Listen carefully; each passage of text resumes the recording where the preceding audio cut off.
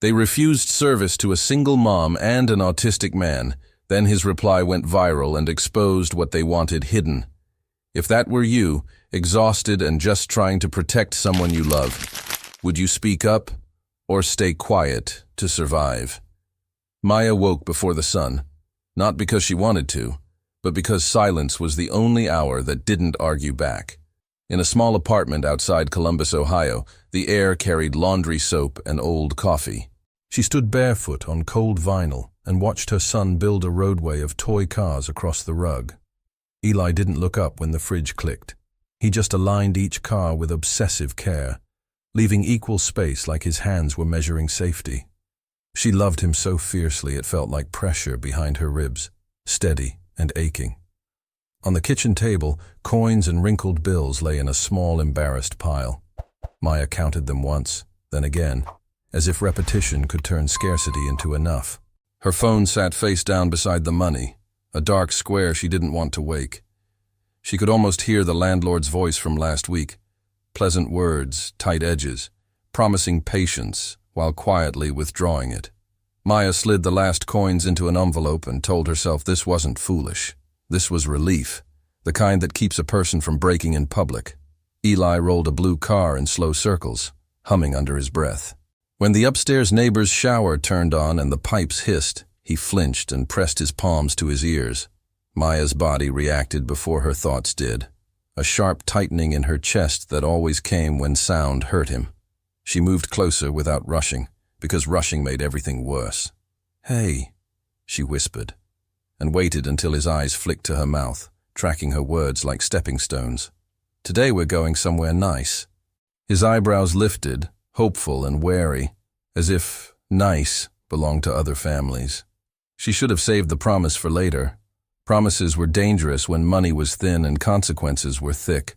But she'd seen Eli at the park last weekend, watching other kids eat snacks on bright blankets, staring like those little moments were private parties he wasn't invited to. She'd also seen the adults watching him back, the quick glance that turned into a polite look away, as if his humming was a spill someone might step in. Maya couldn't fix the world. She could only try to carve out 1 hour where it didn't cut him. In the bathroom mirror, she studied herself the way strangers did. Tired eyes, hair twisted into a knot that wasn't style, just survival. She chose her cleanest jeans and a sweater that still held its shape, then paused with a tiny name badge from an old job in her hand. For a second, she imagined pinning it on, as if having a label would make people treat her gently. The idea made her stomach turn. She didn't want to beg for respect with props. She wanted to walk in as a mother who belonged there. Eli's sneakers took time, because laces felt like a fight with invisible rules. When Maya's fingers moved too fast, he pulled his foot back, startled and embarrassed, his cheeks flushing with frustration he couldn't explain. She slowed down and breathed evenly, counting in her head like the therapist taught her. No sharp tone, no impatience. The moment the knot finally held, Eli grabbed his noise-canceling headphones and hung them around his neck like armor. Maya watched that and felt anger rise, clean and focused. A child shouldn't have to dress for battle to eat lunch. Outside, winter air bit their cheeks, and the parking lot glittered with salt. Maya held Eli's hand lightly. Too tight made him feel trapped. Too loose made her fear he'd bolt if something startled him. That was her constant balance. Protect him without suffocating him. Guide him without forcing him. Cars passed with indifferent whooshes, and a shopping cart rattled across the asphalt like a warning. Across the street, a restaurant sign glowed warm and golden, promising comfort with cheerful letters. Maya looked at it like a person staring at a fireplace through glass. She had chosen that place on purpose. Not the fanciest, not the cheapest. Just popular enough to feel like a reward, just normal enough that no one should have a reason to judge. In her mind, she rehearsed polite words. 2 people. Quiet corner if possible. Thank you so much. She pictured Eli smelling fries, smiling, maybe laughing if the clatter of dishes stayed gentle. She pictured herself sitting across from him, pretending that bills and deadlines and stares didn't exist. She didn't realize she was walking faster until Eli stumbled and looked up, startled by her urgency.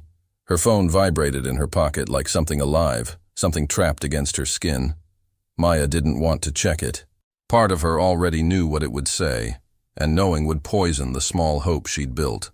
Still, when Eli turned away to stare at the restaurant windows, she pulled the phone out and saw the preview. Final notice, past due, need to talk today. The words tightened her throat. If she lost the apartment, she could lose more than a roof. She could lose the fragile proof that she was stable enough to keep her child. She slid the phone away as if hiding it could delay reality. Eli tugged her sleeve and pointed at the warm lights inside, his face bright in the reflection, hungry for a safe moment.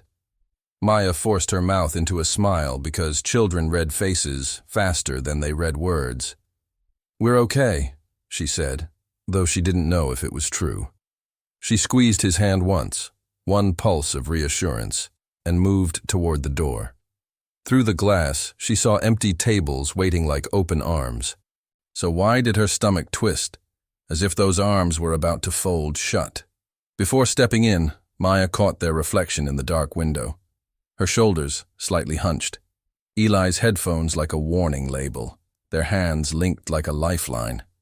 A thought landed hard. Some doors don't swing on hinges. They swing on the opinion of the person guarding them. Eli leaned closer, breath fogging a small circle on the glass, and whispered, "Nice?" Maya nodded, but her mind snagged on the landlord's message and on every time she'd been measured and found lacking. Her fingers closed around the handle anyway, cold and slick beneath her palm. The door opened, releasing a wave of warmth and layered smells: fried food, sweet bread, lemon cleaner. The sound hit Eli first, laughter rising and falling, forks clinking, chairs scraping, voices overlapping like static. His shoulders jumped. Maya angled her body between him and the room, trying to shield him without making a scene. She scanned for a quiet corner, a booth far from the noise, a place where he could settle. For a heartbeat, it almost felt possible. Then a hostess looked up, eyes traveling over Maya's sweater, Eli's restless hands, and their linked fingers. The hostess's smile arrived late, like something pulled from a drawer. "Hi," she said, polite enough to sound practiced. Maya started her script: 2 people, quick lunch, anywhere quiet if possible, while Eli's humming rose a notch as he tried to soothe himself. The hostess's gaze flicked toward a row of empty tables, then away, as if the room had suddenly changed shape. Maya noticed how the hostess's shoulders tightened, how her eyes darted to another employee like she was asking permission to refuse. Maya's mouth went dry. She hadn't even said the hard words yet, and already she felt the air shifting. Eli tugged his headphones up toward his ears, hesitating as if he knew wearing them would mark him. Maya touched his wrist gently, a silent question. "Are you okay?" He didn't answer with words. He answered by blinking fast and rocking on his heels, the beginnings of overwhelm. Maya leaned closer and whispered that they could leave any time, that she wouldn't force him, that he was safe. But the hostess cleared her throat, and the sound cut through Maya's whisper like a knife through thread. "Actually," the hostess began, and Maya heard the start of a sentence that didn't feel like welcome. "Put your answer in the comments. Do you think Maya should explain Eli's autism immediately, or stay quiet until someone forces her to defend him?" The hostess exhaled like she'd already decided, then tilted her head with a practiced sympathy that never reached her eyes. She said the place was fully booked, even as a booth near the window sat empty, salt shakers aligned like tiny monuments. Maya's gaze flicked to that booth and back, and the contradiction landed in her body like a small electric shock. Eli's humming turned sharper, the pitch climbing as if his nervous system had found the lie before Maya's mind could name it.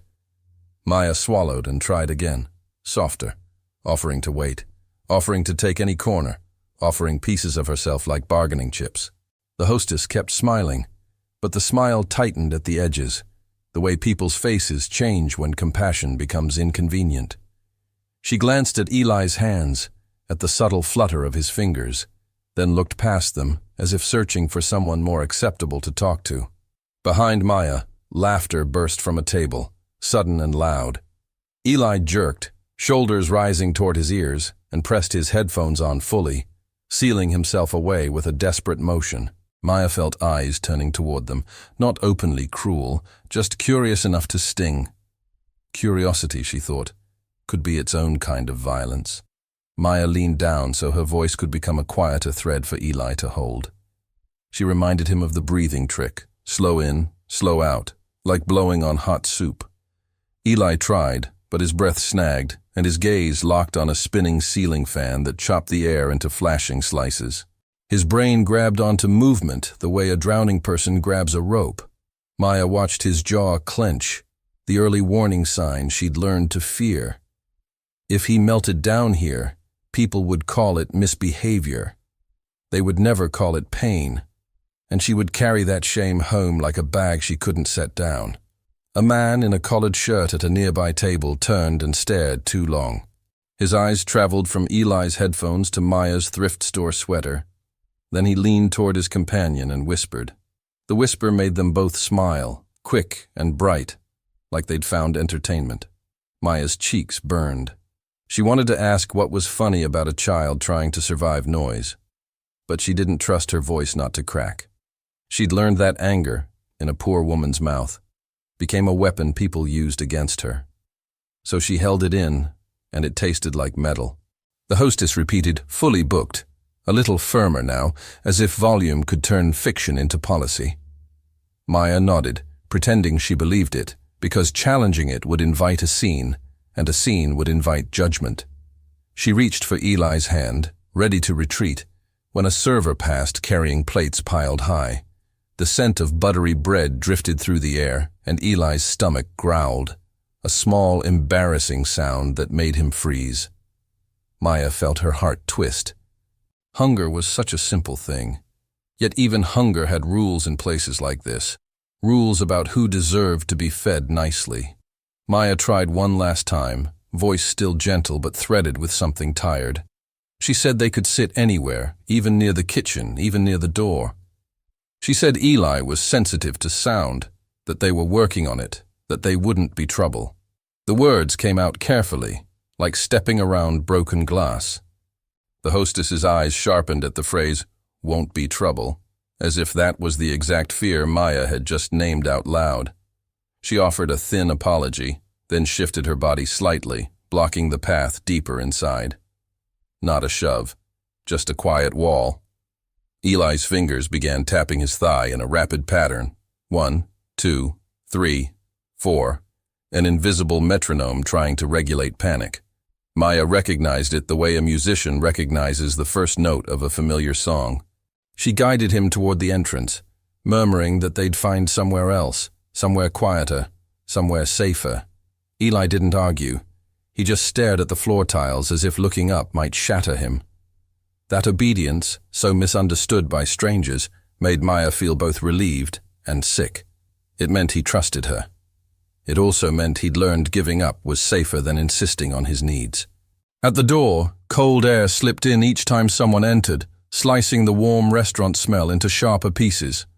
A family walked past them, kids bouncing, parents relaxed, and no one had to negotiate their right to sit down. Maya watched them with a strange detachment, like seeing a life in a store window.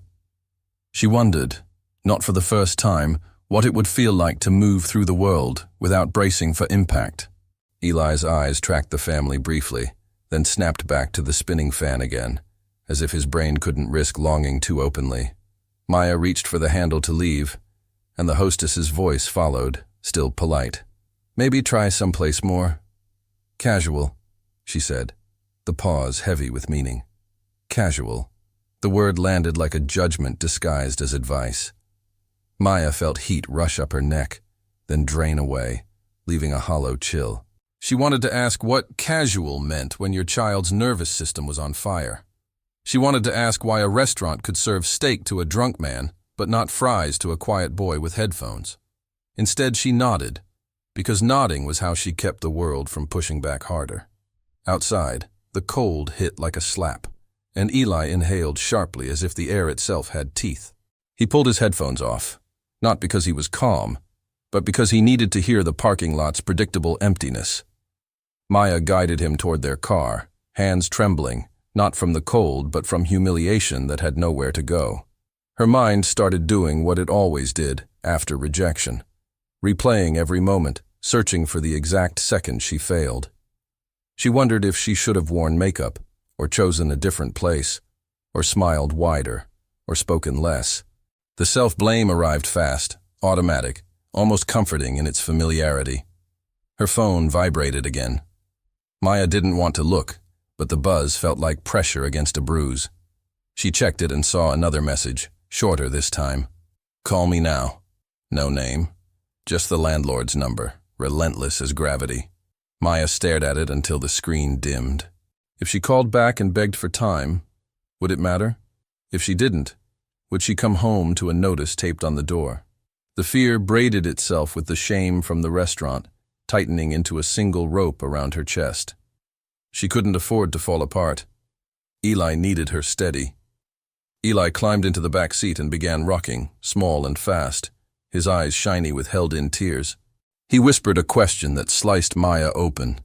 "Did I do bad?" Maya turned around, reached back, and rested her hand on his knee, light as a leaf. "No," she said, and she meant it so fiercely her throat hurt. "You did nothing wrong." But Eli's face didn't soften. His brain didn't believe comfort as easily as it believed rejection. Maya realized the restaurant hadn't just refused service. It had written a lesson into her child's body, a lesson she might spend years trying to erase. Maya sat behind the steering wheel and stared at the restaurant's glowing sign through the windshield. The warmth inside looked fake now, like stage light that only worked for certain people. She imagined marching back in, demanding honesty, forcing someone to say the quiet part out loud. But she also imagined someone calling her unstable, someone filming her anger, someone deciding she wasn't fit.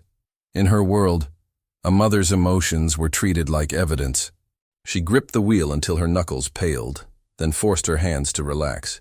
She had to choose survival over pride, even when pride was all she had left.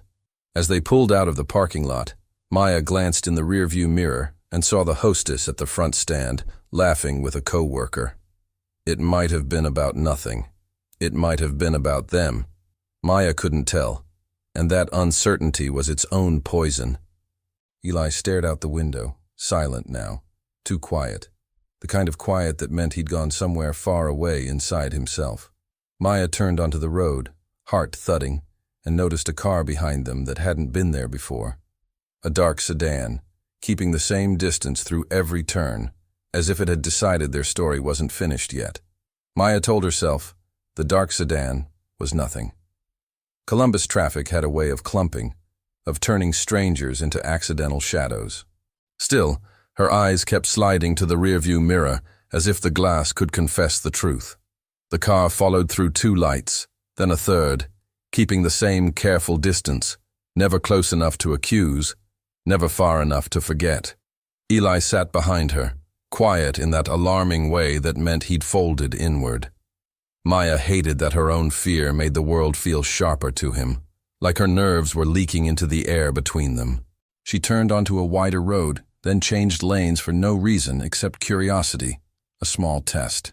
The sedan changed too.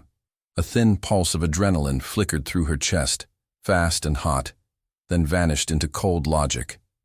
Maybe the driver was headed the same way. Maybe Maya was inventing patterns because her brain needed an enemy it could see. She gripped the steering wheel and tried to force her shoulders down, tried to soften her face in case Eli looked up. But Eli didn't look up. He stared at the seatbelt strap and rubbed it between his fingers like it was the only solid thing left. At a red light, Maya glanced back and caught Eli's eyes in the mirror. They were wet but steady, like he was holding a storm behind them. "Did I do the words wrong?" he asked, voice small, as if the restaurant had been a test and he'd failed by accident. Maya swallowed hard. She wanted to tell him the world was unfair, but children hear unfair and think it means unfixable. So she chose something simpler and truer. "You didn't do anything wrong," she said. "Some people get scared of what they don't understand." Eli blinked, absorbing that sentence like a new rule, and Maya wondered what it would cost him to carry it. Her phone rang again, and the sound filled the car like a siren. Landlord. She let it ring out, then silence returned in a heavy wave. In that silence, her mind replayed the hostess's pause on the word casual, and the way the tables had sat empty like proof no one wanted to acknowledge. Maya thought about court dates she'd heard other mothers whisper about at school pickup, about how quickly life could become paperwork and strangers deciding what was best. Stability wasn't just a feeling. It was a weapon people demanded you carry perfectly. She felt it slipping, and she felt herself trying to hide the slip. She pulled into a small grocery store parking lot, not to shop, but to breathe. The sedan rolled past the entrance, slowed, then continued on, disappearing behind a row of bare trees. Maya's lungs finally released a breath she hadn't known she was holding. She laughed once, under her breath, not from humor but from sheer nervous overflow. She was getting paranoid, she told herself. This was what shame did. It made the world feel like it was watching. She turned the engine off and sat in the quiet hum of cooling metal, listening to Eli's soft breathing in the back seat, trying to decide what kind of mother she needed to be next. Eli pointed at a display of balloons tied near the grocery entrance, bright colors bobbing in the wind like cheerful lies. "Can we go home?" he asked. Maya nodded quickly, too quickly, as if she could erase the day by returning to familiar walls. But as she started the car again, a notification appeared on her phone screen, not from the landlord. A text from an unknown number, no greeting, just a sentence that made her stomach drop. "You should have picked a different place." Maya stared at it, frozen, while her thumb hovered over the screen like touching it might make it worse. Her first thought was that it was a scam. Her second thought was colder. Someone from the restaurant. Someone who had watched her leave and decided she deserved one more shove. Maya looked around the parking lot. People loaded groceries, argued with toddlers, checked their own phones, lived inside their own bubbles. No one looked like a threat, because threats rarely wore costumes. She typed back, "Who is this?" then deleted it. Any response felt like stepping into a trap. She slid the phone into her cup holder face down, exactly the way she'd tried to hide the landlord's message, and felt the universe mocking her with consistency. On the drive home, Eli's humming returned, lower now, steadier, a sign his body was trying to heal.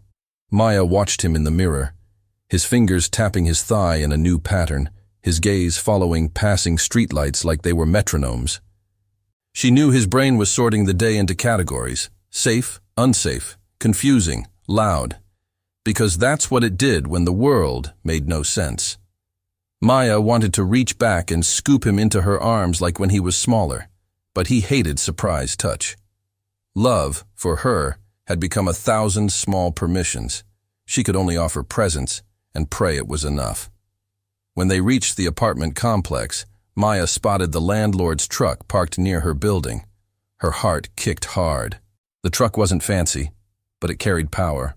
She parked and told Eli to stay buckled while she checked the mailbox. Each step across the walkway felt like walking toward a verdict. The cold air smelled like wet concrete, and somewhere a dog barked, sharp and repetitive. In the mailbox, a white envelope sat on top like a tooth. Maya didn't need to open it to feel the weight. She carried it back to the car like a fragile thing that could explode. Eli watched her hands. "Mail makes you sad," he said, not accusing, just noticing. Maya forced a small smile and said, "It's just grown-up stuff." She hated how often she said that. Grown-up stuff was a curtain she pulled so he wouldn't see fear. But children see through curtains. They just pretend they don't.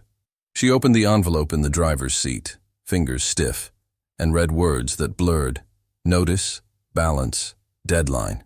Then a sentence that seemed to tilt the world. Failure to comply may result in eviction proceedings. Her mouth went dry. The car suddenly felt too small to hold what she was feeling.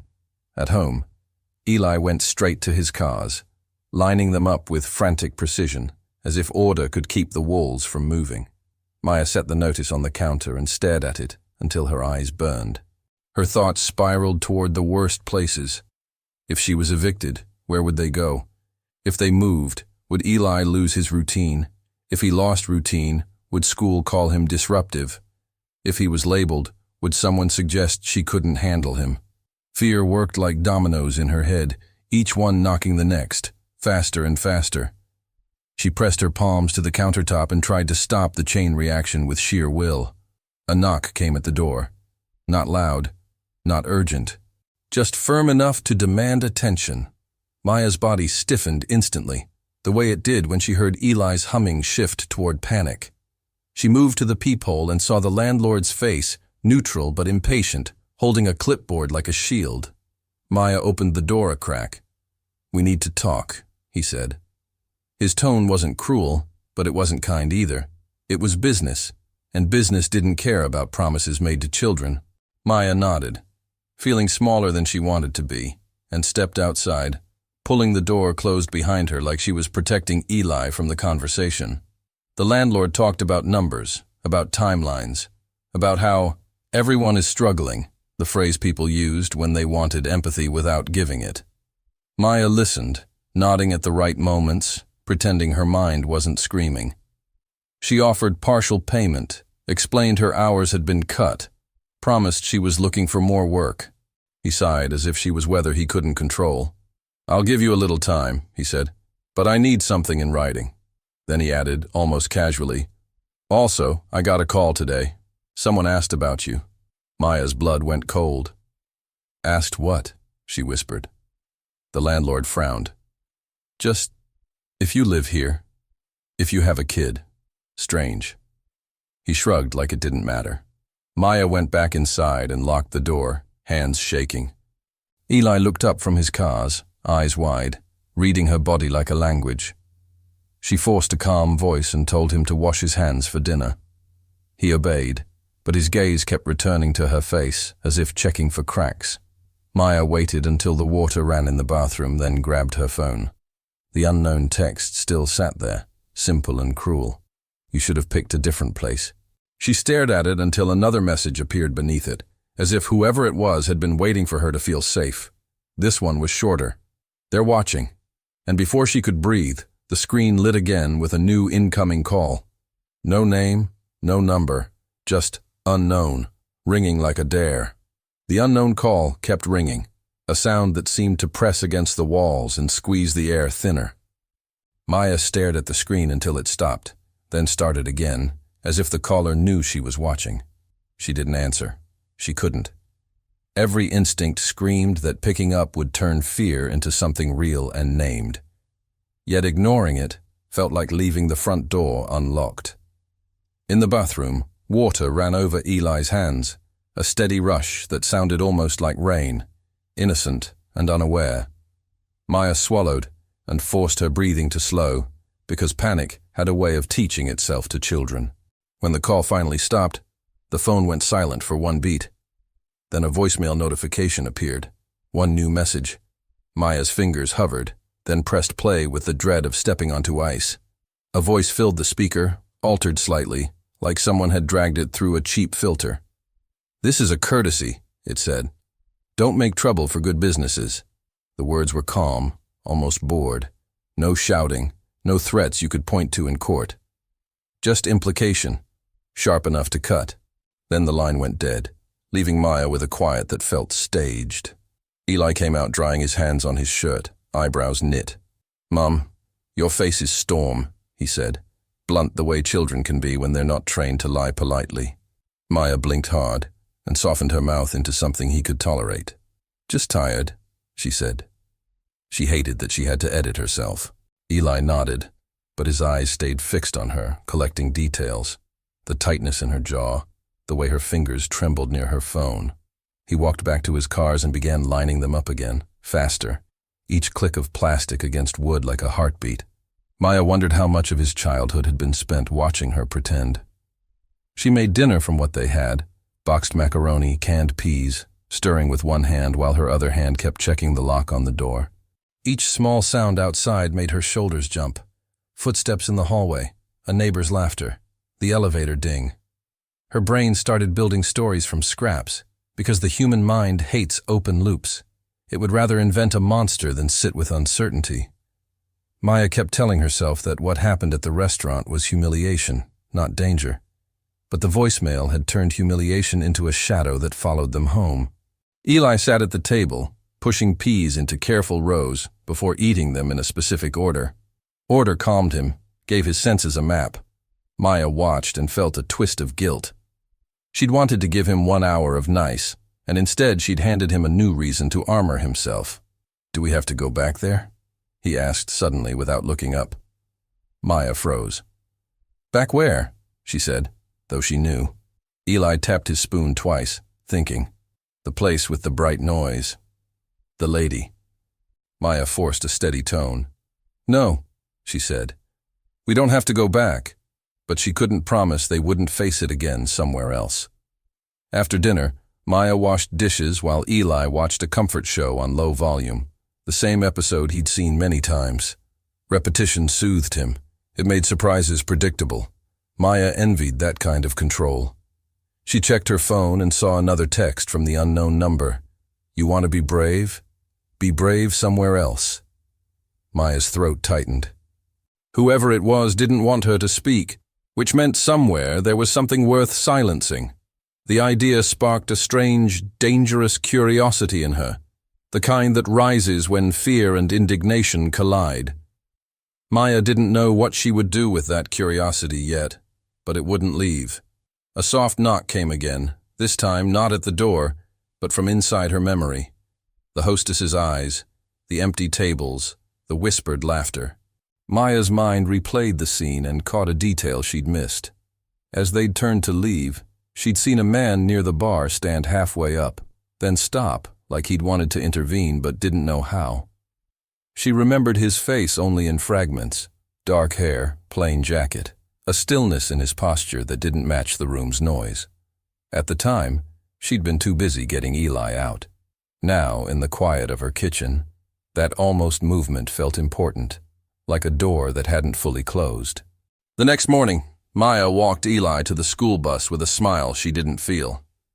She kept her voice gentle, but her mind stayed pinned to the voicemail, to the landlord's comment about someone calling. At the bus stop, another parent glanced at Eli's headphones and looked away too quickly, as if kindness might be contagious. Maya watched the bus swallow Eli and pull away, and the loneliness hit her hard, because the world didn't just judge her, it also isolated her, leaving her alone with every choice. When she turned back toward the parking lot, she noticed a man leaning against a lamppost, looking down at his phone. The same plain jacket, the same stillness. Her pulse jumped. The man looked up, and their eyes met for a second too long. He didn't smile. He didn't frown. His expression was careful, like someone holding back a thought. Maya's mind scrambled to label him. Threat, witness, stranger, protector. He walked past her at a normal pace, not rushing, not hiding, then paused near her car as if checking something. Maya's palms went damp. She reached for her keys like they could become a weapon, ridiculous and real at the same time. The man finally spoke, voice low so no one else would hear. "You were at Harbor and Grain yesterday," he said. It wasn't a question. Maya's chest tightened at the restaurant name spoken out loud. "Who are you?" she asked, forcing steadiness into each word. The man held up both hands, open, empty. "Not with them," he said. His gaze flicked to the school bus disappearing around the corner, then back to her. "I saw what happened. I didn't step in." His jaw clenched with something that looked like regret. "I've been thinking about it since." Maya felt anger flare. Too late, she wanted to say. But anger was complicated when it came wrapped in remorse. The man continued, "I think someone from that place crossed a line after you left." He nodded toward her phone. "You got messages, didn't you?" Maya didn't answer, but her silence confirmed enough. The man's eyes softened, not pitying, more like recognition. "They do that," he said quietly. "They call it protecting the brand. They make people feel small, then they make sure they stay small." The phrase, protecting the brand, sounded like a secret someone shouldn't know. Maya's mind snagged on it. "How would you know?" she asked. The man hesitated, then reached into his pocket and pulled out a business card. No flashy logo, Just a name, Jonah Reed. And beneath it, compliance. Maya stared at the word, feeling it open a new kind of fear. Jonah didn't push the card closer. He held it like an offering she could refuse. "I'm not here to scare you," he said. "I'm here because what they did to your kid, what they did to you, wasn't an accident. And if they're contacting your landlord, they're escalating." Maya's stomach turned. Her mind flashed through images of courtrooms and social workers and polite smiles that hid power. She thought of Eli asking, "Did I do bad?" And something inside her hardened. "What do you want?" she asked, voice thin. Jonah's answer came softly, but it landed heavy. "I want you to let me show you something," he said, "because once you see it, you'll understand why they're so afraid of your story." Maya's phone buzzed in her pocket as if punctuating his words. She pulled it out and saw a new message from the unknown number, arriving with perfect timing. "If you meet anyone, make sure it's not him." Maya looked up at Jonah, her skin prickling. "They know you," she whispered. Jonah's face went still, and for the first time he looked genuinely worried. He didn't ask to see the message. He didn't need to. He only said, "Then we don't have much time." And as Maya stood there in the cold, holding a business card like a match near gasoline, she realized the restaurant hadn't just refused them a table. It had started a quiet war over who got to speak. Jonah led Maya to a coffee shop 2 blocks away, not because it was cozy, but because it was crowded enough to make secrets blend into noise. The place smelled like burnt espresso and cinnamon, and the chatter created a soft wall around them. Maya chose a table with her back to the wall, eyes trained on the door, ashamed of how quickly fear had trained her body. Jonah didn't comment. He sat opposite her, shoulders slightly forward, like someone used to making himself smaller to avoid being noticed. He placed his phone face down, then slid a plain folder across the table without letting go of it. Maya didn't touch the folder at first. She stared at Jonah's hands, clean nails, no jewelry, a faint tremor in his thumb that suggested this wasn't easy for him either. "Compliance," she said, tasting the word like it might be bitter. Jonah nodded once. "I audit complaints," he replied. "Not the kind they show on social media, the kind they bury." He kept his voice low, not secretive, just careful. Maya's mind tried to connect dots. Restaurant, landlord call, unknown texts, and this man who looked both calm and haunted. She hated how badly she wanted to believe him. Jonah finally released the folder. Inside were printed emails, dates highlighted, names partially blacked out. Maya's eyes skimmed phrases that made her stomach clench. Protect ambiance. Discourage non-ideal guests. Avoid disruptions.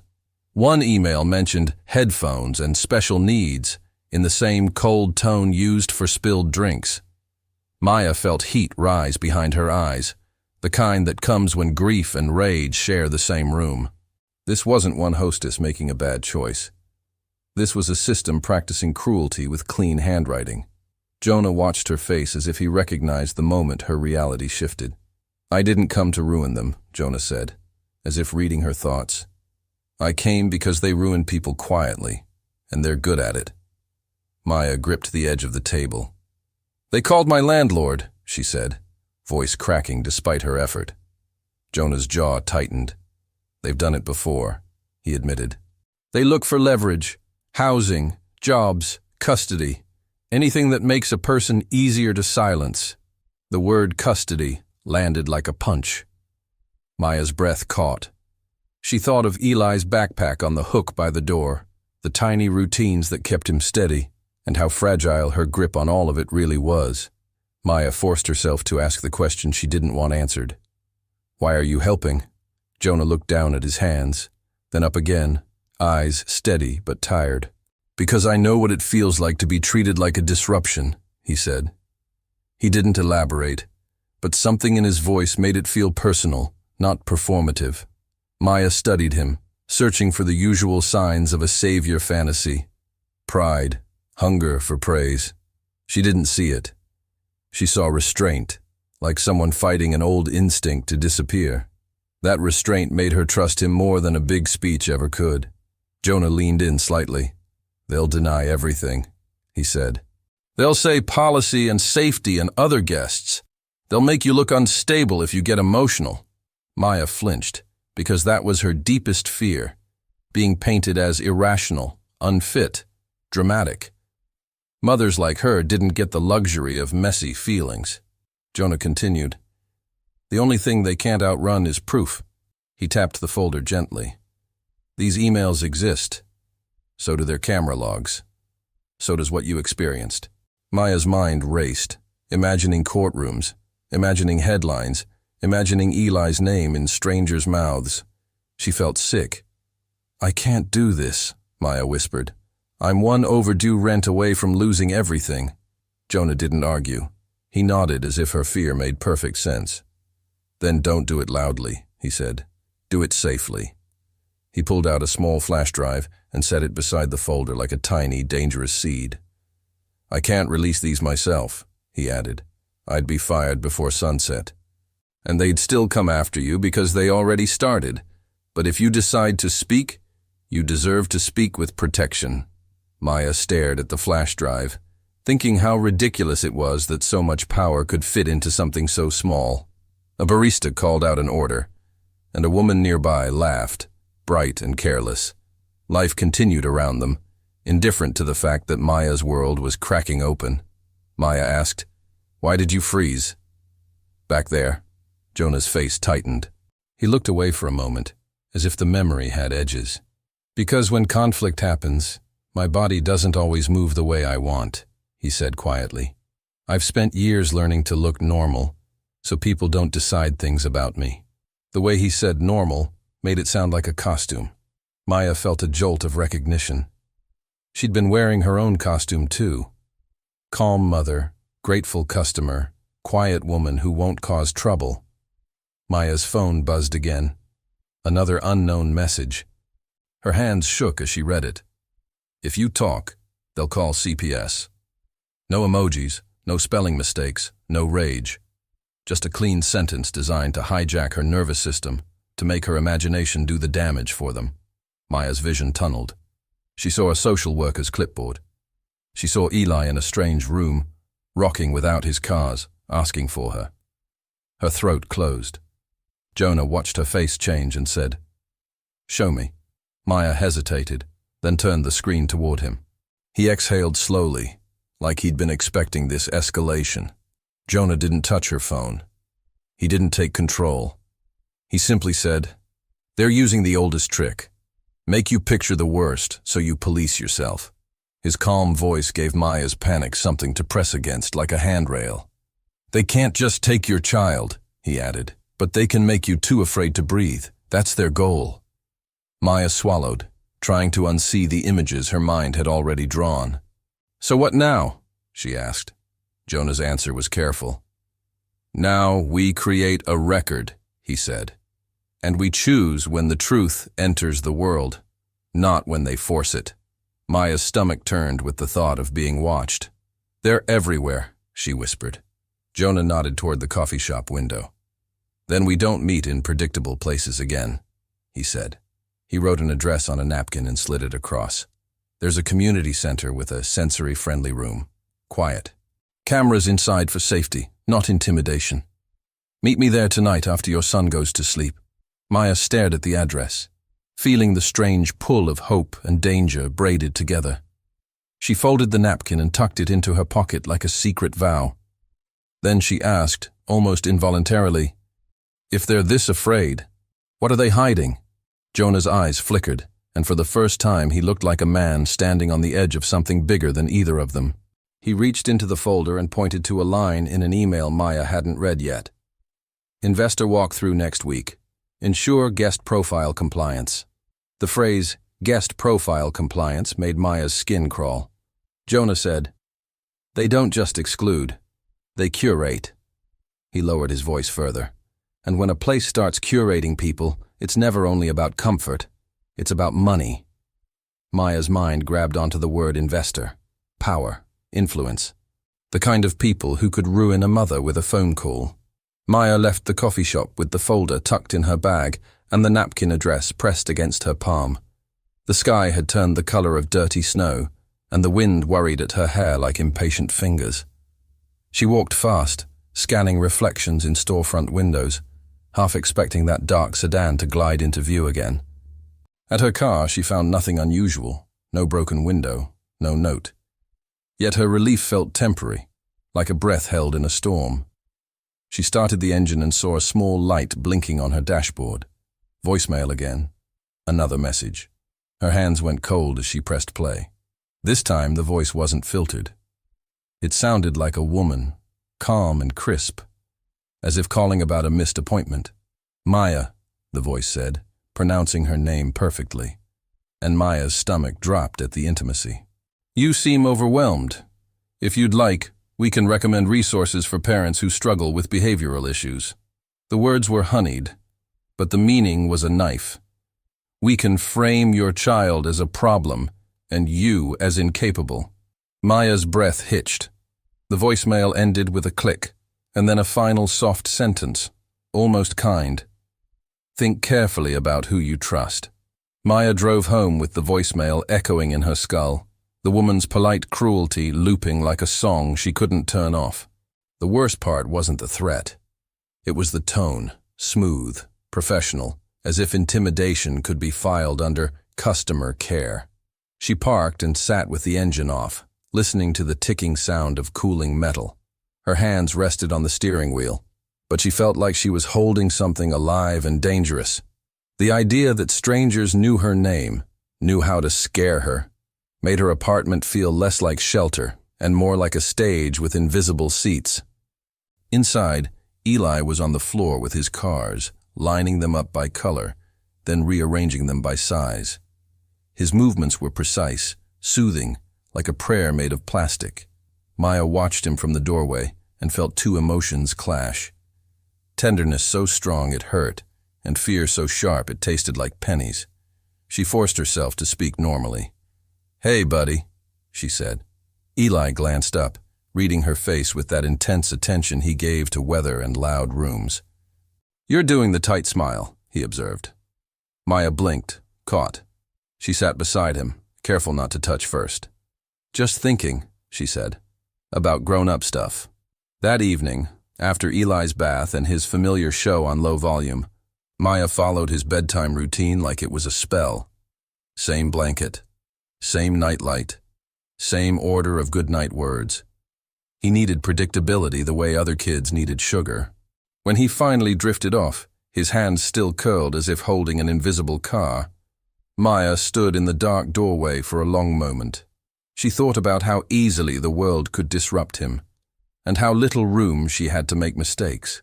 Then she left the room and closed the door gently, as if sound itself could fracture what she'd rebuilt. At the kitchen table, she laid Jonah's folder open again. The emails looked worse at night, like evidence under a harsher lamp. She read lines she'd missed earlier. "Do not seat parties with visible special needs devices near the front. Redirect to takeout to avoid atmosphere issues." The language was antiseptic, and that made it monstrous. Maya realized the cruelty wasn't emotional, it was procedural. That meant it could repeat forever without anyone feeling guilty. Her chest tightened with anger, but she kept reading, because anger was a kind of energy, and right now she needed fuel more than comfort. A smaller page slipped out from the stack, folded twice. Maya unfolded it and found a list of names with check marks. Next to each name, handled. No details, no explanations. Just that chilling word. She stared at it until her eyes blurred. Handled could mean anything, and the human brain fills blank spaces with nightmares. She thought of the landlord saying someone had called about her. She thought of the unknown texts arriving with perfect timing. She thought of Eli's teacher last month mentioning support services with a too bright smile. Maya's pulse hammered. Was she already on someone's list?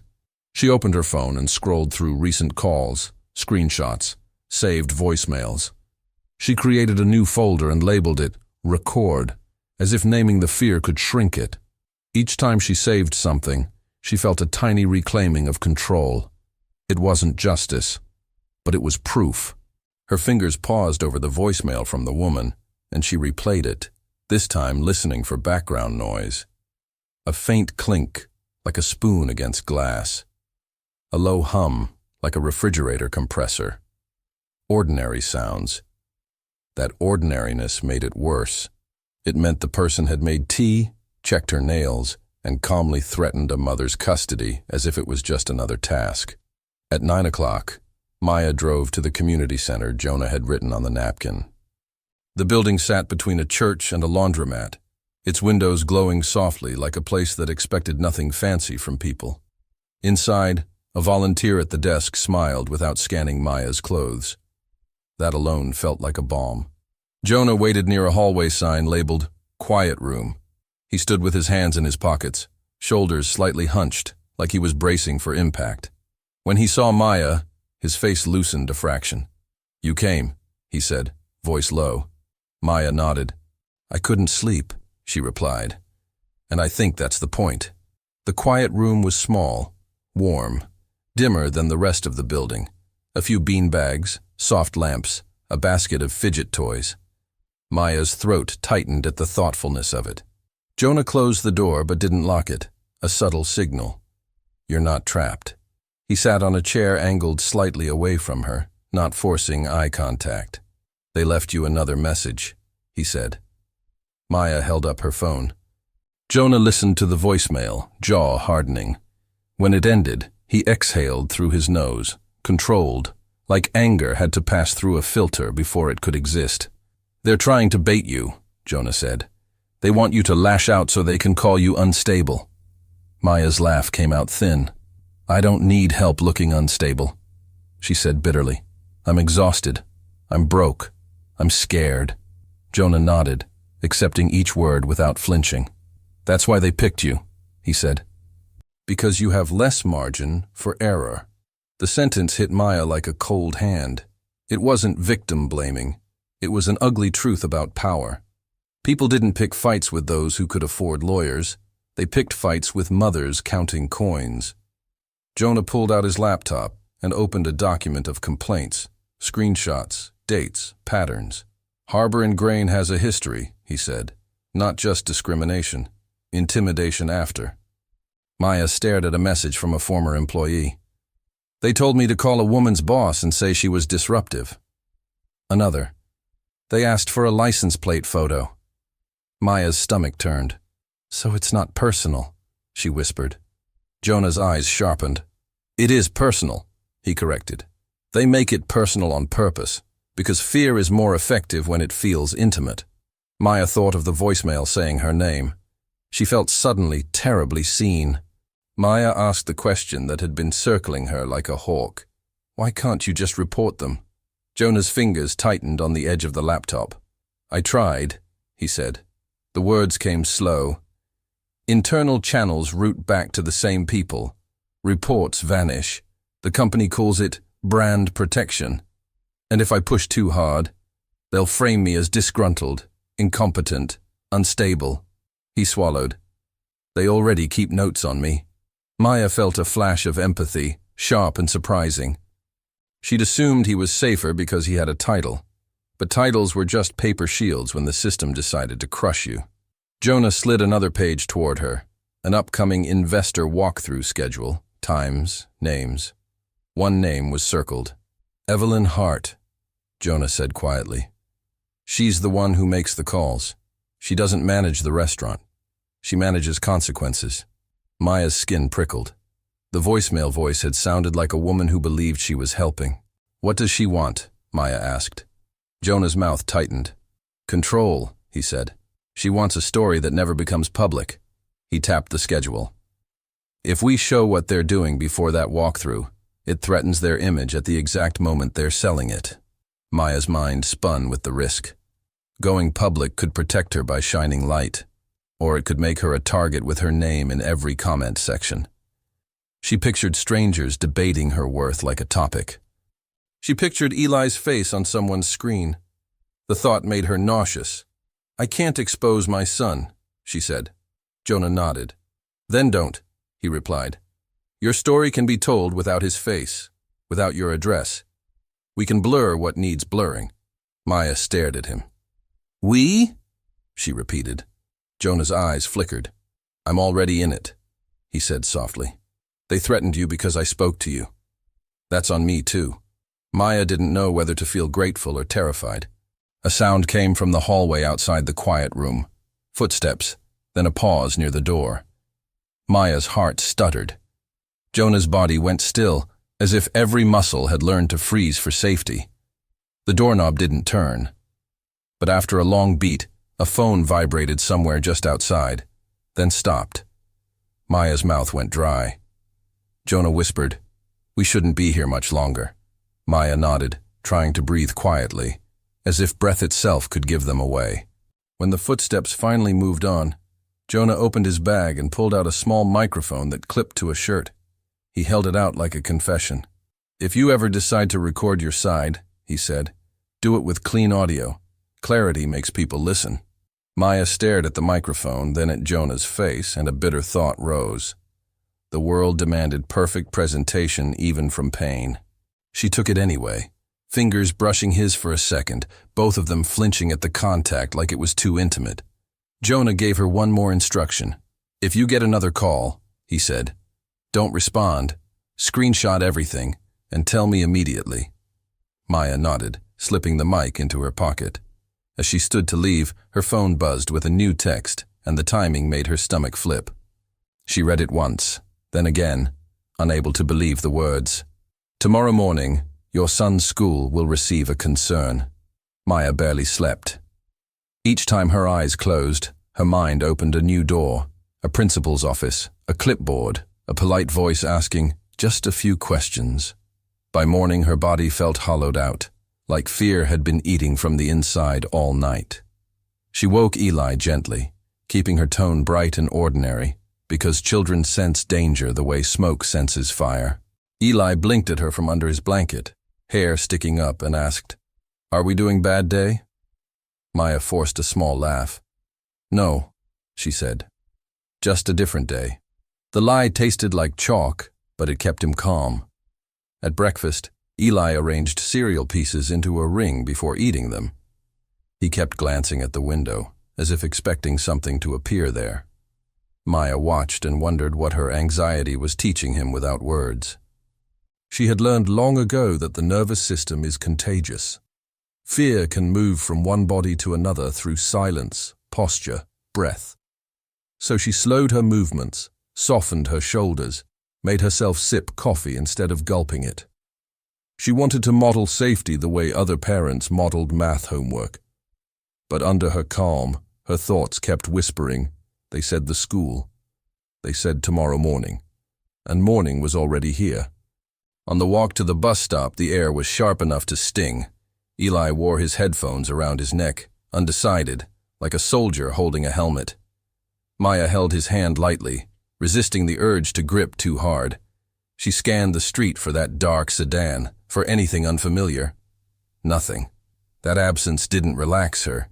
It only made her imagination louder. At the corner, the crossing signal ticked down in bright numbers, a tiny countdown that felt like a threat. Eli watched it, fascinated. "It's going to be 0, he murmured, as if discovering a secret. Maya thought grimly that some people lived their whole lives waiting for the count to hit 0. The bus arrived, with a squeal of brakes.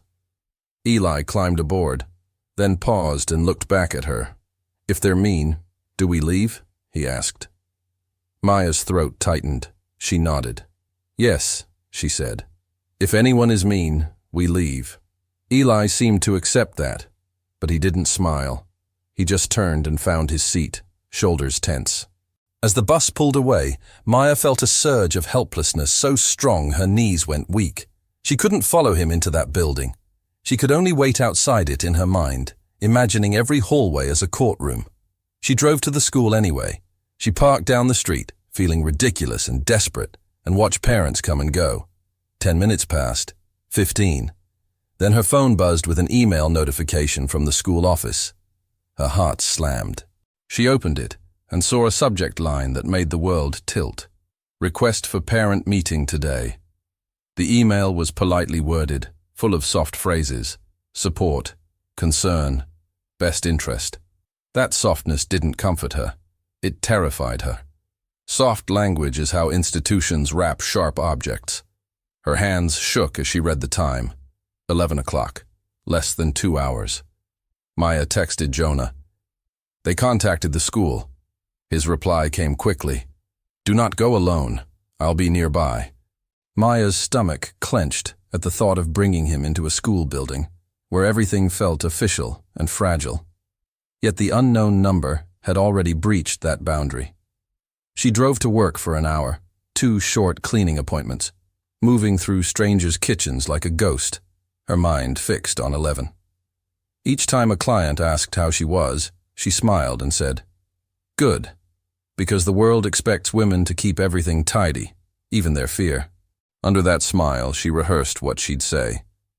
Eli is autistic. He's sensitive to sound. He's safe. He is loved. At 10:45, she returned to the school and sat in her car, palms damp. Jonah arrived in a different vehicle, a beat-up sedan that looked forgettable. He didn't park beside her. He parked across, then texted, "I'm here. Breathe." Maya stared at the message. Breathe sounded too small for what she felt. She looked at the school's brick facade, the cheerful murals, the flag waving in the wind. It all looked like protection, and yet she knew how quickly protection could turn into scrutiny. She stepped out of the car, legs stiff, and walked toward the doors as if approaching a judge. Inside, the office smelled of pencil shavings and disinfectant. A secretary smiled. Then her expression shifted when Maya said her name, like the name carried a note attached. "They're expecting you," the woman said, and pointed to a hallway. Maya's skin prickled. Expecting her for what exactly? She walked past bulletin boards filled with children's art, bright colors and misspelled dreams. The innocence on those walls made her want to cry. It felt like walking through a museum of what adults claim to protect, while preparing to do harm anyway. At the conference room door, she paused, hearing voices inside. One of them was unfamiliar, smooth, confident. Maya entered and found the principal, Eli's teacher, and a woman in a navy blazer with a neat folder. The woman stood first, smiling as if this was a networking event. "Maya," she said warmly, "thank you for coming on such short notice." Maya's mouth went dry. The woman extended her hand. Her nails were perfect. Her eyes were not. "I'm Evelyn Hart," she continued. "I'm a community liaison with Harbor and Grain's Parent Partnership Initiative." Partnership Initiative. The phrase was nonsense, and the fact that it existed in this room made Maya's heart race. The principal looked relieved, as if an outside professional had arrived to solve a mess. Maya didn't shake Evelyn's hand. She sat, hands folded tight in her lap. "Why is she here?" Maya asked, keeping her voice steady. Eli's teacher cleared her throat. "We received a call," the teacher said carefully. "A concern about Eli's behavior, and about your, stability at home." The word stability hit like a slap. Maya's vision blurred at the edges. She saw the eviction notice on her counter, the unknown texts, the voicemail saying her name. Evelyn leaned forward slightly, sympathetic. "No one is accusing you," she said, voice smooth as oil. "We just want to make sure Eli's needs are met in an environment that's safe for everyone." Safe for everyone. The same phrase as the restaurant, in a different costume.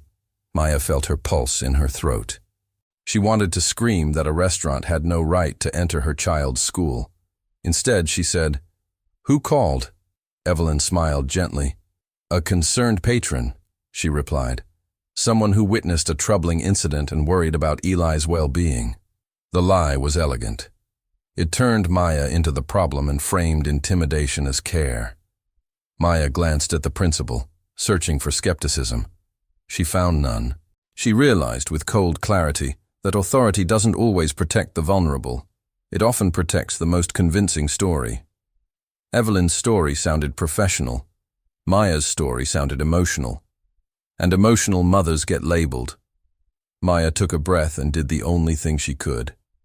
She opened her phone and played the voicemail aloud. The filtered voice filled the conference room. "Don't make trouble for good businesses." The principal's eyebrows lifted. Eli's teacher's mouth fell open. Evelyn's smile didn't move. but her eyes sharpened, the tiniest flicker of irritation breaking through. Maya then played the second voicemail, the one that used her name and offered resources for parents who struggle. The room went silent, except for the phone's tiny speaker. Maya watched Evelyn carefully. Evelyn didn't look surprised. She looked offended, like someone whose private methods had been exposed, not like someone hearing a threat for the first time. "That's," Evelyn began, then stopped herself, lips pressing into a line that tried to be sympathetic. "Maya, I'm sorry you're receiving harassing messages," she said, choosing words like a lawyer chooses commas. "But that isn't from Harbor and Grain." Maya leaned forward. "Then why are you here?" she asked. Her voice was quiet, but it carried something new. Steadiness. The principal shifted uncomfortably. Evelyn's gaze met Maya's, and for a second, the warmth dropped away completely. In that second, Maya saw the truth. Evelyn didn't fear being wrong. She feared losing control of the room. A knock sounded at the conference room door, and Jonah stepped in, holding a visitor badge like a peace offering. "Sorry to interrupt," he said calmly. "I'm here at Maya's request." Evelyn's eyes flicked to him, and the air changed. It was subtle, but Maya felt it. The way predators recognize other predators, even when both are wearing suits. Evelyn's face rearranged itself into polite surprise. "Jonah Reed," she said, as if tasting his name. "Compliance." Jonah nodded once. "Evelyn Hart," he replied. "Community liaison." He looked at the folder in Evelyn's hands. "Interesting title," he added softly. Evelyn's fingers tightened on the folder, knuckles whitening for a brief instant before she relaxed them again. Evelyn stood. "This meeting seems to have become adversarial," she said, still polite, still smooth. "That's unfortunate. Our only goal is support." She turned to the principal. "I suggest you document everything," she added sweetly. Then she looked back at Maya, and her eyes held a quiet promise. "We'll follow up," she said. Not a threat on paper, a threat in tone. Maya watched her leave the room, heels clicking down the hallway like punctuation. The principal cleared his throat, suddenly flustered. "We'll review these voicemails," he said. "We take this seriously." Maya nodded, but she didn't feel relieved. She felt the beginning of something larger. Outside, Jonah walked with Maya to the parking lot. "She shouldn't have been able to get in that room," Maya said, voice shaking now that the mask slipped. Jonah's jaw was tight. "She's connected," he replied. "And she's confident because she's done this before." Maya looked at her phone, at the saved voicemails, at the folder of emails waiting at home. "If she can walk into a school," Maya whispered, "she can walk into anything." Jonah glanced around, then lowered his voice. "Then we stop being private," he said. "Privacy is where she wins." Maya stared at him, heart pounding, and realized what he was suggesting without him saying it. And at that exact moment, her phone buzzed with a notification from an account she didn't recognize, a short video clip, grainy, from the restaurant, showing Maya and Eli at the hostess stand, filmed from behind, posted online with a caption that read, "Disruptive Mom Causes Scene." Maya watched the clip in Jonah's car, the screen casting a pale glow across her knuckles. The angle made Eli's rocking look dramatic, like misbehavior instead of self-defense. The caption framed her as a problem, loud and unstable, even though the video had no sound. Comments piled underneath in seconds, laughing emojis, insults, strangers diagnosing her parenting. Her stomach turned. She realized the post wasn't meant to share. It was meant to train the crowd to judge her before she spoke. Jonah's jaw tightened as he read. "They started the story without you," he said. Maya's first impulse was to shut down, to disappear before the internet could memorize her face. But Eli's question from the car came back. Did I do bad? And something in her hardened like cooling metal. If she vanished, that caption would become his truth. Jonah asked quietly, "Do you want to respond?" Maya stared at the screen until her vision blurred. "If I respond wrong," she whispered, "they'll use it." Jonah nodded. "That's why we respond with clarity, not rage," he said. "And we do it on your terms." They drove to the community center again, the one place that felt designed for nervous systems like Eli's. In the quiet room, Maya sat with her phone in both hands, thumbs hovering over an empty camera app. Her breathing was uneven, chest tight, as if her body didn't trust air. Jonah set the microphone on the table. "You don't need your son in frame," he said. "You don't need your address. Just your truth."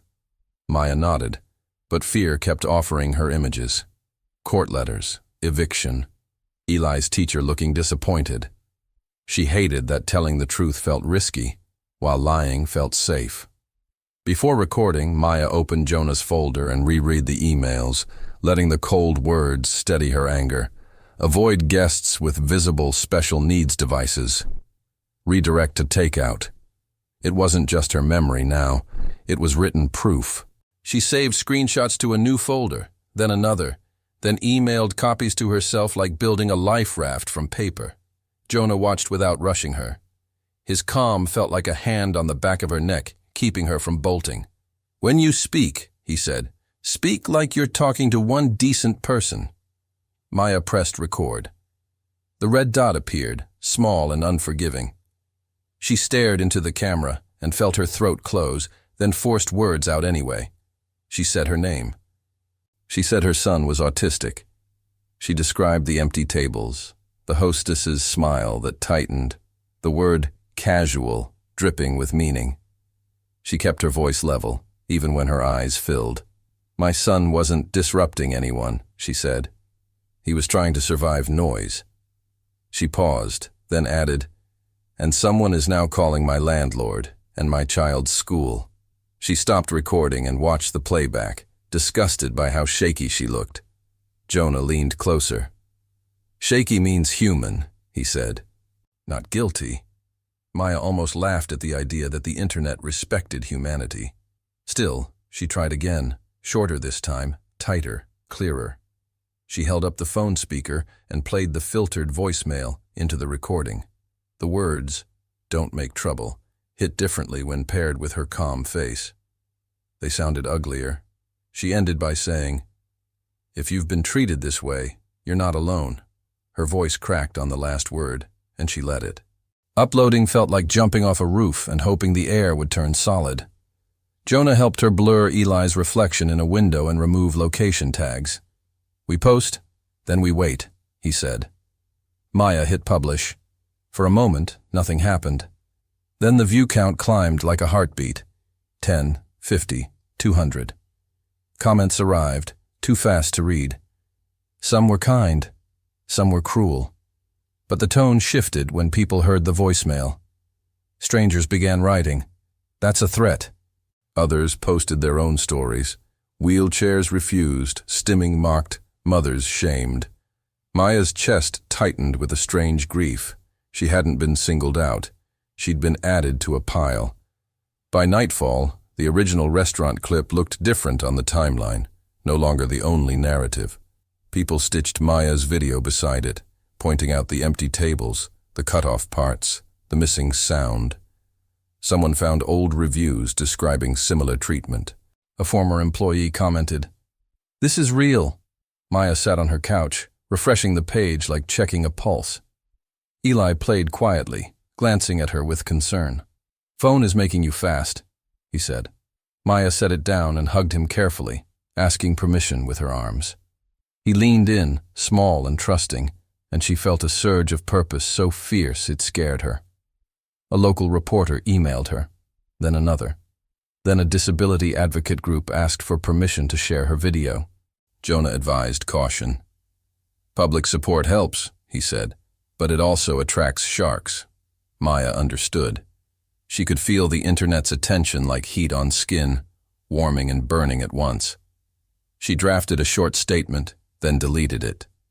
She didn't want to become a symbol. She wanted to stay a mother. But the moment she chose to speak, she'd stepped onto a bigger stage, and stages don't let people exit easily. The next morning, Harbor and Grain posted an apology. It was smooth, vague, carefully bloodless. "We strive to provide excellent service. We regret any misunderstanding." They offered her a gift card and sensitivity training for staff. Maya read it and felt sick. A gift card wasn't an apology. It was a gag. Jonah's eyes narrowed. "They're trying to close the loop fast," he said, "before investors see the mess." Maya remembered the schedule with Evelyn Hart's name. The apology wasn't for her. It was for someone watching from above, someone who cared about profit more than people. Then the apology vanished, deleted, replaced by a new post. "We are being targeted by misinformation." The tone turned sharp, defensive, angry. Under it, a cropped screenshot appeared, Maya's eviction notice photographed, with a caption implying she was unstable. Maya's blood went cold. That paper had been in her kitchen. She looked at Jonah. "How did they get that?" she whispered. Jonah's face went pale in a way she hadn't seen before. "That means someone's been inside," he said. Maya rushed home and stood in her doorway, scanning for anything moved. The apartment looked normal, but normal can be staged. She checked the counter. The eviction notice was still there, but slightly rotated, like it had been lifted and put back down. Her skin crawled. She walked to Eli's room and found his toy cars rearranged. Subtle, almost playful, like a fingerprint meant to be noticed. Eli's favorite blue car sat, turned the wrong way, facing the wall. Maya's throat tightened. This wasn't theft. It was a message. "We can touch what you love." Her phone rang again, unknown. Maya didn't answer. A voicemail arrived seconds later, Evelyn's voice, calm and intimate. "You're making this harder than it needs to be." Maya stared at the screen until tears spilled. Jonah whispered, "Save it." Maya saved it, hands shaking. Then a new text arrived from the unknown number, shorter than the rest. "Tonight. Don't be alone." Maya looked at Jonah, and for the first time she saw fear in him too. Not for himself, but for what they had awakened. Outside her window, a car idled at the curb with its lights off, as if waiting for her next move. Maya didn't sleep that night. She kept every lamp on, as if light could act like a lock. Eli sensed the tension and followed her from room to room, carrying his blue car like a talisman. "Why is the dark wrong?" he asked. Maya knelt to his level and chose her words like careful steps. "The dark isn't wrong," she said. "Some people use it to hide." Eli frowned, absorbing the idea. He pressed the car into her palm, an offering. Maya's throat tightened. He was trying to protect her with the only thing he had. Jonah arrived before sunrise, not dramatic, just steady. He brought 2 paper bags of breakfast and a small door wedge, the kind people buy after a scare they're embarrassed to admit. Maya let him in and watched him check the windows with quiet efficiency. He wasn't acting like a hero. He was acting like someone who'd learned how systems intimidate without leaving bruises. "We need to change the angle," he said. "They want you isolated and frantic." Maya nodded, feeling exhausted down to her bones. "What angle?" she asked. Jonah's answer was simple. "We make them answer in public," he said. He suggested a community forum already scheduled for that weekend, hosted by a local family resource group. Harbor and Grain's owner was listed as a sponsor. Evelyn Hart would likely attend to keep control of the narrative. "If you show up with evidence," Jonah said, "they can't whisper anymore. They'll have to choose between admitting and lying." Maya's stomach turned at the thought of speaking in a room full of strangers. Online was one kind of exposure. In person felt like standing without skin. But then she remembered Eli's cars being moved. That wasn't random cruelty. It was a warning that they felt untouchable. Maya hated untouchable people. Eli listened from the hallway, half hidden, like he wanted to be close but not seen. "Are we going to Loud Place?" he asked. Maya's heart cracked. "No," she promised quickly. "Not for you." Jonah crouched and spoke to Eli gently. "You did nothing wrong," he said, as if saying it aloud could stitch it into reality. Eli studied Jonah's face the way he studied patterns. "Your voice is quiet," Eli observed. Jonah nodded. "Quiet helps me too," he admitted. Maya watched Eli's shoulders loosen a fraction, and she wondered what Jonah wasn't saying. That afternoon, Maya got a call from a reporter she didn't recognize, offering a balanced piece. The reporter wanted footage of their apartment, wanted Eli on camera, wanted tears. Maya said no. When she hung up, she felt the tug of two dangers, the corporation and the media. One threatened her privately, the other threatened to turn her into content. Jonah reminded her, "Control what you can, refuse the rest." Maya nodded, though refusing felt like swimming against a river. She was learning that attention was not the same as care. Messages kept arriving. Some women wrote, "I'm a single mom too."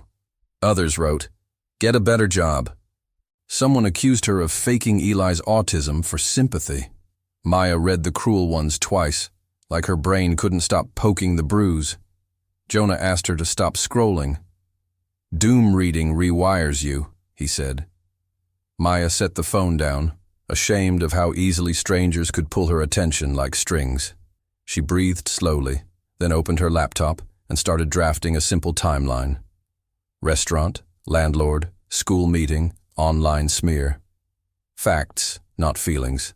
Facts felt safer. The next day, Eli's teacher emailed to apologize. The principal wrote that Evelyn Hart had overstepped and would not be allowed on campus again. Maya should have felt relief. Instead, she felt suspicion. Overstepped implied a boundary that existed. But Evelyn had walked in so easily. That meant someone had opened the door for her. Maya reread the email until a small detail snagged. The principal mentioned a call from a sponsor. Sponsor. Harbor and Grain wasn't just a restaurant, it was a donor, a friend to the school's budget. Maya felt the shape of the trap. Gratitude can be a leash. That evening, Jonah showed Maya something else, not from the folder, from his own life. He rolled up his sleeve to reveal faint scars on his forearm, old and pale. Maya's eyes widened. Jonah's voice stayed even. "When I was a kid, people called me weird," he said. "I learned to make myself smaller. I learned not to react. It kept me safe, but it also taught them they were allowed." He looked at Eli's cars lined up like a small city. "When I saw your son, I saw the version of me that didn't have words yet." Maya's chest tightened with a new kind of empathy, one that carried responsibility. Maya asked, "Are you autistic?" Jonah hesitated, then nodded once. "Yeah," he said. No speech, no drama, just truth. Maya felt her eyes sting. She thought of all the times the world demanded Eli change instead of changing its cruelty. Jonah continued, "Evelyn's type loves silence. They call it professionalism." He exhaled. "I'm tired of confusing silence with strength." Maya looked at him and realized he wasn't fearless. He was choosing fear and moving anyway. That choice felt like a map. On Friday, they prepared for the forum. Jonah printed the emails with names redacted. Maya saved the voicemails to multiple drives. She wrote a short statement and practiced it in the mirror, not to perform, but to keep her voice steady when her body wanted to freeze. She chose clothes that made her feel grounded, not impressive. Eli watched from the couch, hugging a pillow. "Are you going to fight?" he asked. Maya shook her head. "No," she said. "I'm going to tell the truth." Eli nodded slowly, as if truth was a place you could travel to. The morning of the forum, Maya noticed the same dark sedan parked across from her building again. Engine off, driver unseen. Jonah saw it too and didn't flinch. He just took a photo and wrote down the plate number. "They want you to see them," he said. Maya's mouth went dry. "Why?" Jonah's answer came quiet. "Because intimidation works best when it feels personal," he said. Maya looked at her reflection in the window, tired eyes, jaw set, and felt something shift. If they wanted her afraid, she would give them the opposite. Not loud defiance, just refusal to shrink. At the community center that night, the forum room filled with folding chairs and polite chatter. A banner on the wall read, "Family Partnership Night." Harbor and Grain's logo sat in the corner like a smug stamp. Evelyn Hart arrived in a navy blazer, smiling as if she owned the air. She shook hands, laughed lightly, touched elbows, collecting allies with effortless grace. When her eyes met Maya's, the smile didn't change, but something cold passed behind it. Evelyn walked over and spoke softly, as if offering peace. "This doesn't have to get messy," she said. Maya's heart pounded, but her voice came out calm. "It already is," she replied. When it was time for public comments, Maya stood. The room blurred for a second, her body trying to protect her by freezing. Jonah's presence near the back anchored her. She began with simple facts, the way she'd practiced. She described the empty tables, the refusal, the follow-up threats, the school meeting. She played the voicemail. The filtered voice filled the room, and a hush fell like snow. People shifted uncomfortably. Evelyn's posture stayed perfect, but her eyes turned sharp, calculating. Maya's hands trembled, yet she kept talking. She wasn't performing pain. She was presenting reality. A man near the front raised his hand. "How do we know those messages are real?" he asked, not cruel, just skeptical. Maya's stomach dipped. Evelyn's lips curved slightly, almost invisible, like she'd been waiting for that question. Jonah stepped forward and spoke before Maya could panic. "Because I verified the complaint chain internally," he said. Heads turned. "And because Harbor and Grain's own emails discuss excluding guests with visible special needs devices." Murmurs spread. Evelyn's smile tightened for the first time, like a mask pulled too hard. Evelyn stood and laughed softly as if the room was being silly. "This is unfortunate," she said. "A misunderstanding escalated by online outrage." She looked at Maya with rehearsed sympathy. "Maya is under stress, housing issues, parenting challenges." The words were gentle, but the intent was brutal. Reduce her to instability. Maya felt anger surge, hot and immediate. Then she remembered Jonah's warning, clarity, not rage. She lifted her chin and said, "You know my housing because someone took a photo of my eviction notice." The room went still. Evelyn's eyes flickered. For one heartbeat, she looked startled. Then she recovered and said, "That's an accusation." Maya reached into her bag and pulled out the printed email Jonah had marked, the one that mentioned investor walkthrough and guest profile compliance. She held it up so the front row could see. "Then explain this," she said, voice shaking but steady enough to land. Evelyn stared at the paper, her expression tightening as if she'd bitten something bitter. The room leaned forward, hungry for the answer. Jonah watched Evelyn closely, as if waiting for her to choose her next mask. Evelyn opened her mouth, then stopped, as if hearing a message only she could hear. She glanced toward the back door, where a man in an expensive coat had just entered, eyes cold and assessing, like he'd come to collect the consequences. The man in the expensive coat didn't smile when he entered. He scanned the room the way someone scans a balance sheet, eyes sliding over faces as if deciding what each person was worth. Evelyn's posture shifted, barely, but Maya caught it, the tiny straightening that happens when an employee senses a boss. Jonah's shoulders tightened too.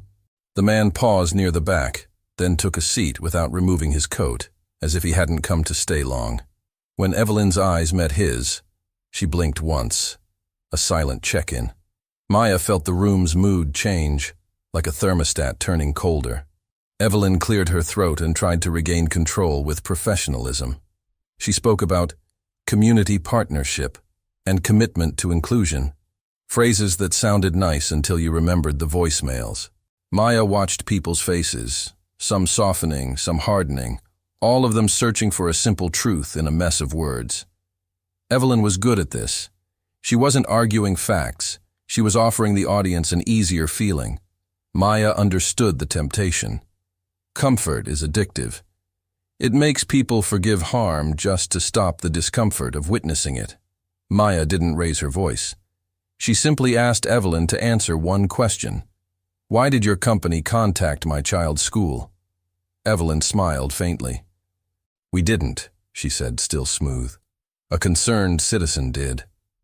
Maya nodded, then held up her phone and played the voicemail again, the one that used her name and offered resources for parents who struggle with behavioral issues. A murmur spread. Someone whispered, "That's her voice." Maya's pulse jumped. She hadn't expected that. She looked at Evelyn's face and saw it, an almost invisible tightening around the eyes, a flash of anger at being recognized. Evelyn's smile faltered, then returned sharper. "This is harassment," she said, pointing at Maya as if Maya were the aggressor. "You're weaponizing the internet against a local business."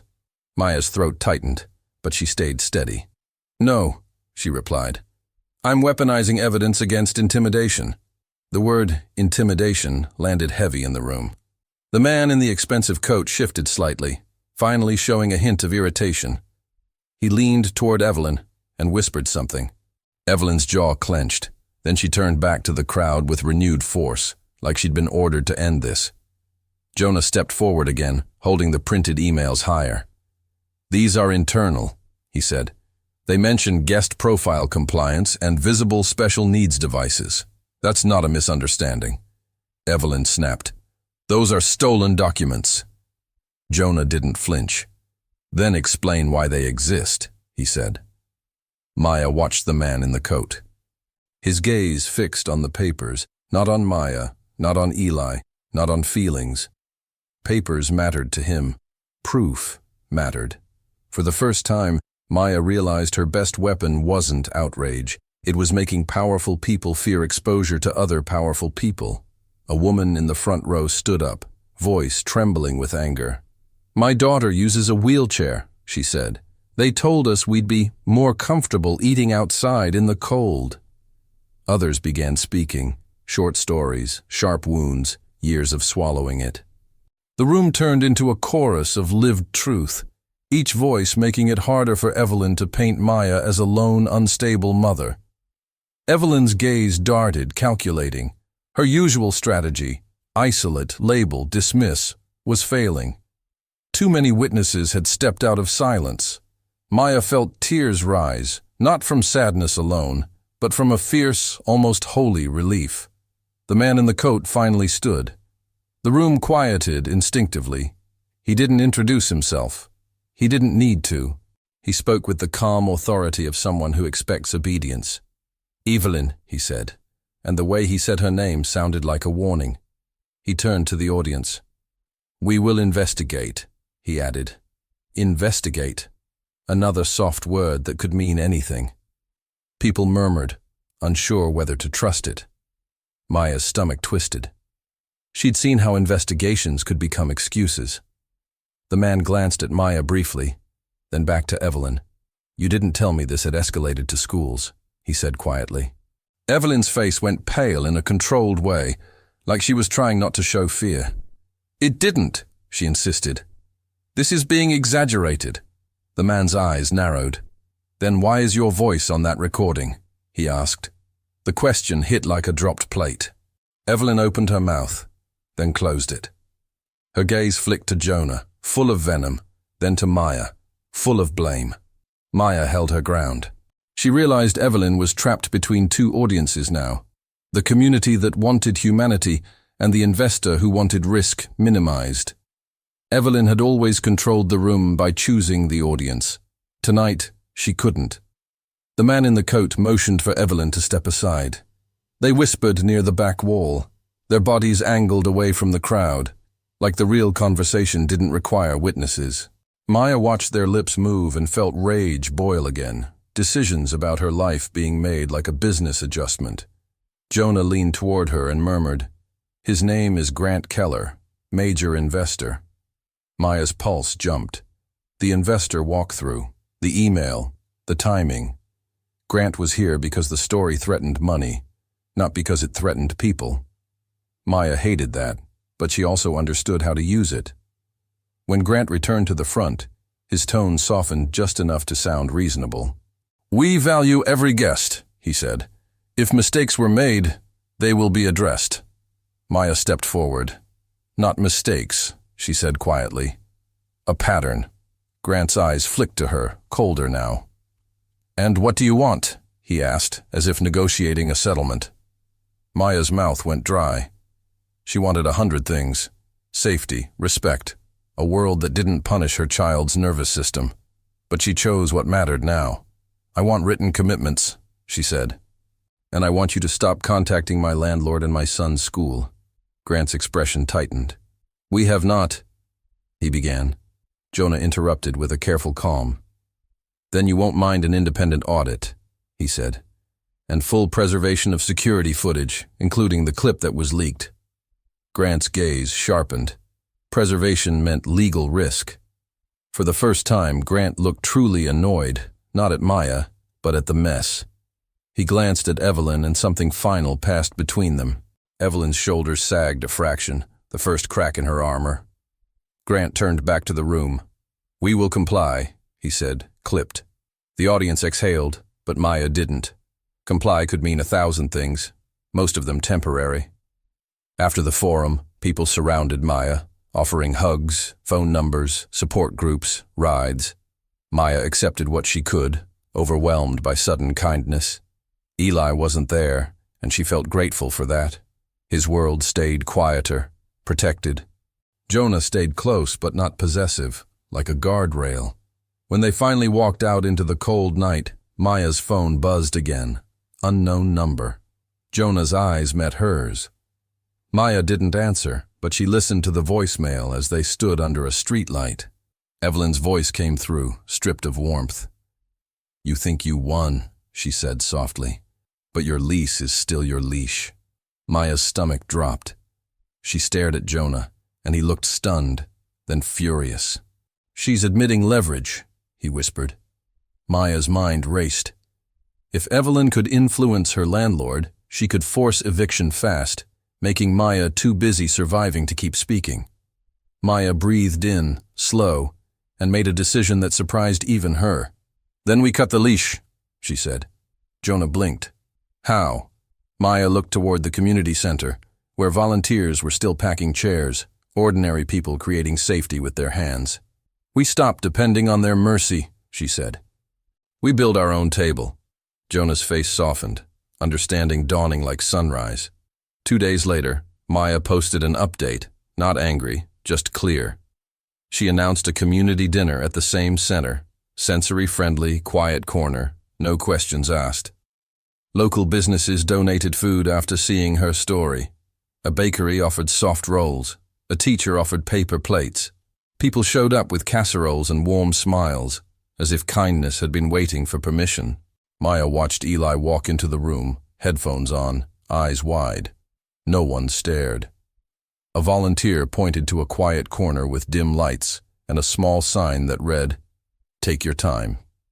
Eli's shoulders dropped, and Maya felt something inside her unclench. As the dinner began, Jonah stood near the door greeting guests, awkward but sincere.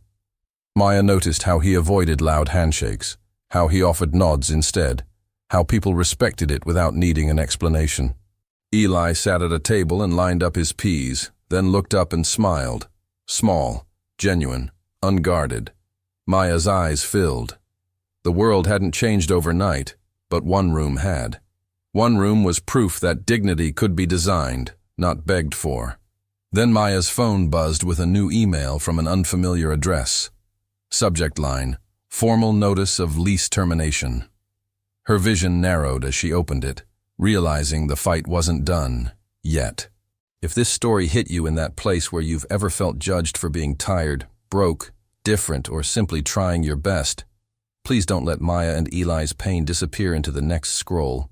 Hit subscribe and turn on notifications so you don't miss what happens next. And leave a like if you believe every person deserves dignity in public spaces. And I really want to hear from you. Have you ever been pushed out, shamed, or treated like a problem just for existing? Or have you witnessed it happen to someone you love? Put your story here below in the comments, because sometimes the only way people like Maya stop feeling alone is when we speak together.